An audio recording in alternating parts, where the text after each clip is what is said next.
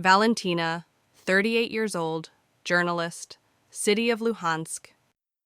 January 2022. Answers were provided in Russian.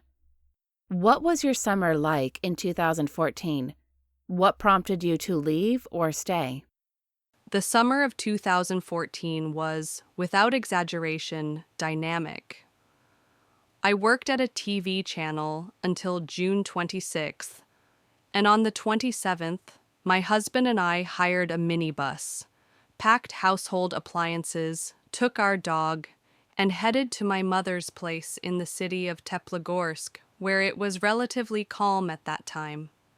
The city was occupied, but the battles for its liberation had not yet begun, and then when they started in mid-August, my godmother insisted that we all needed to leave, and we did. It was clear that by September, the hostilities wouldn't end. There was no guarantee that Luhansk would be liberated, and my child could go to school. So, my husband, son, and I ended up in a small village in the Khmelnytsky region with my mother's cousins. There, my son started going to school. In mid-September, we moved to the Kiev region. Is there a story of yours or your close ones that you would like to share? What struck you the most? On June 2nd, 2014, my husband and I woke up to gunfire. It was clear border guards were being stormed. And if they didn't hold out, there would be no Ukrainian law enforcement organization left in the city. And that's what happened. Many of my colleagues lived near the Luhansk border guard unit. I called the director but couldn't get through. Someone from the locals took a risk and tried to leave, while someone lived close to the combat area and couldn't even look out the window. That day after lunch, there was an explosion or shelling near the regional state administration building. Ukrainian law enforcement structures still haven't explained what happened, and the militants have their own version, claiming the administration building was shelled by a Ukrainian plane. 8 people died.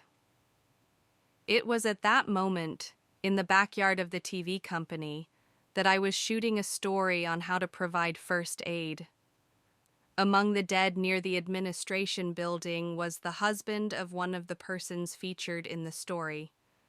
How did the year 2014 change your life? I moved to another city and started a new life from zero, so to speak.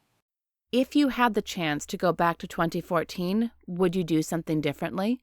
If yes, what specifically? I should have worked more and gathered information for myself. I think that's my main mistake. However, I was constantly drawn back home, no matter where I was. And when I came home, I hardly read the news.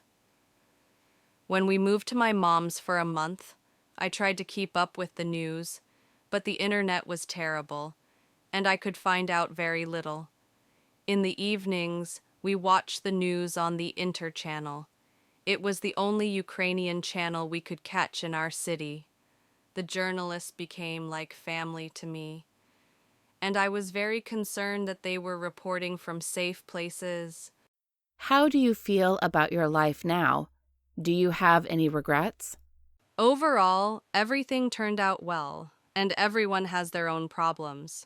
Do I regret anything? I try not to engage in self-pity. Do you plan your future? If yes, for what term?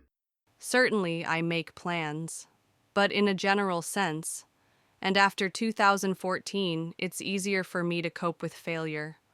Although even before the war, I didn't worry too much if something didn't go according to plan. The main thing is that mistakes and deviations from the intended path don't cost anyone's life, and everything else will somehow work out.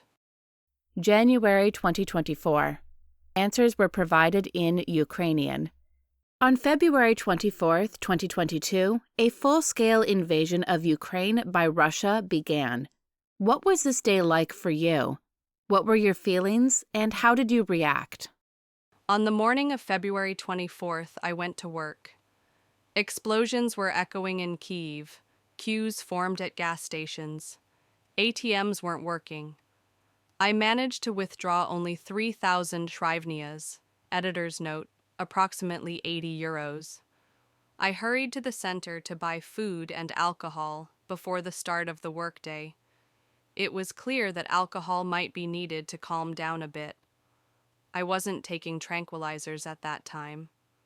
I felt that I was getting sick. I had a fever, so I can't say I remember that day well. But I did buy brandy. I bought it and forgot it at work. It waited for me until I returned to the office in the summer. What motivated you to stay in Ukraine? How were these 2 years of full-scale Russian invasion in Ukraine for you? What is your current emotional state? On March 6th, my family and I moved to Vinnytsia. We rented an apartment there, and after the liberation of the Kyiv region, we returned to the city. During this time, I gained experience in conducting live radio broadcasts from the apartment. I also liked Vinnytsia. My godfather lived nearby, and we often strolled around, spending time interestingly. I couldn't travel abroad with my husband and son because both of them were conscripted, and they had no reason to leave the country. Besides, we didn't consider such an option even theoretically. We wanted to return to Kyiv. What changes and transformations have occurred with you, if any, as a person during these 2 years of full-scale invasion? Yes, changes have occurred. I can conduct live broadcasts without preparation from the apartment. The same goes for the news. I have become much bolder in communicating with people and won't hesitate to tell someone off if they say inappropriate things. If you could go back to 2014, would you do anything differently? It's easy to think when you know how events unfolded.